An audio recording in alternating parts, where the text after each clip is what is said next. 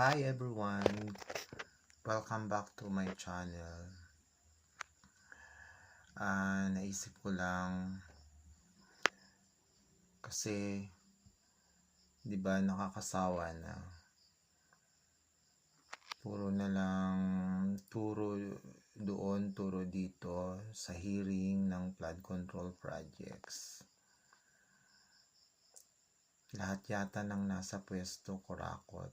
I'm sure for that.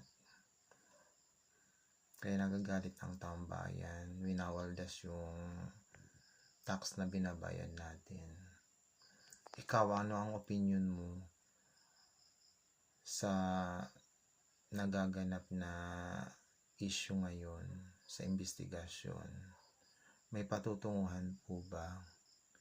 Please comment below. And guys, don't forget to like, share, and comment and subscribe. Please subscribe to my channel. Thank you.